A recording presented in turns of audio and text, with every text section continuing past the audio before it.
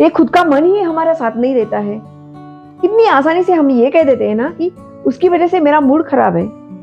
हमारी भावनाएं, हमारी मन की अवस्थाएं, मन की स्थिति हम अक्सर परिस्थिति पर निर्भर रहती है।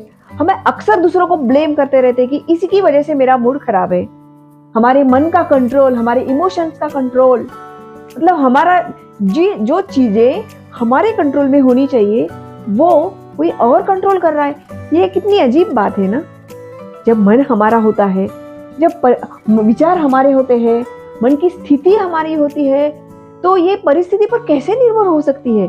हमेशा एक बात याद रखना, अगर आपकी मन की स्थिति मजबूत है ना, तो परिस्थिति आपका कुछ भी बिगाड़ नहीं सकती है। ये तो 100% पक्की बात है। अगर आपकी मन की स्थिति, अगर कभी भी आप एक बात हमेशा ये याद रखना कि परिस्थिति से आपकी मन की स्थिति कभी भी कनेक्ट नहीं करो। परिस्थिति तो आती ही जाती रहेगी ना, जैसे मौसम बदलता है वैसी परिस्थिति बदलती रहती है। आज अच्छी परिस्थिति है, आज अच्छा समय है, कल बुरा आएगा। हमारी मन की स्थिति को परिस्थिति के अनुसार कभी भी नहीं बदलना चाहिए। और अक्सर हम यही गलती करते हैं कि बात ही ऐसी थी इसलिए मेरा मन खराब, मेरा मूड खराब है। समझो इस बात को, ये मन आपका है, आप मन के नहीं हो, है ना। देखो, मैं हमेशा कहती हूँ 2 तरीके हैं। एक तो मन को समझ करके जिंदगी को जियो, या फिर मन जो कहता है वो करते जाओ। मैं हमेशा कहती हूँ मन के बहकावे में कभी भी मत आना। सभी हम मन के गुलाम, एक गुलामी की जीवन जी रहे हैं। हम मन के गुलाम, हमारे विचार ही हमें दुखी कर रहे हैं। हम सोचते हैं कि हमें कोई और दुखी करता है, लेकिन असल में हमारे अपनी सोच, हमारे अपने एक निगेटिव थिंकिंग, निगेटिव विचार, गलत विचार, यही तो होते हैं जो जिसकी वजह से हम दुखी हो रहे हैं। हमारा मन खराब होता जाता है। हमारे इमोशंस हमारे कंट्रोल में नहीं है, हमारे विचार हमारे कंट्रोल में नहीं है। हर चीज, मतलब हमने हर चीज परिस्थिति के ऊपर निर्भर कर दी है। तो ये कैसे पॉसिबल है? फिर हमारा क्या फिर? इसका मतलब है हमें फ्रीडम नहीं मिली है। हमें फ्री होना है खुद से।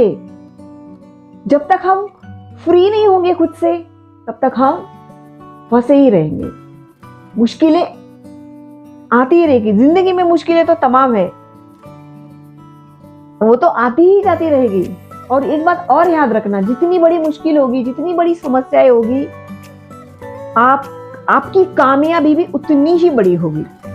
कभी कभी होता है ना, भगवान से हम मांगते हैं, हमें नहीं मिलता है, तो मैं कहती हूँ कि जब भगवान से कुछ मांगे और कुछ नहीं मिलता है तो कभी नाराज और उदास नहीं रहना, क्योंकि भगवान हमें वो नहीं देते हैं जो हम चाहते तो हम बहुत कुछ है।